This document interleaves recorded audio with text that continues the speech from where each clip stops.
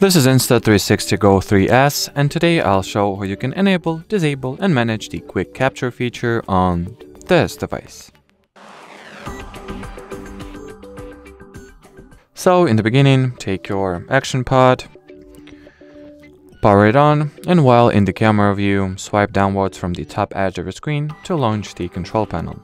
Then scroll it to the second page, look for this icon and tap on it.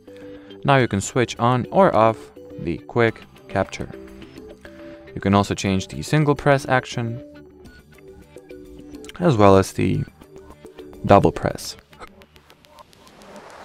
And as you can see, what this feature does, it makes it easier for you to quickly start shooting once your device is powered off. So it pretty much saves you an entire step of switching on the action camera. So once it's powered off, press the shutter button once or twice to perform whatever action is set over here. And well, as far as this video goes, that'll be it. So should you have any further questions, leave them in the comment section below. But as for now, thanks for watching and bye bye.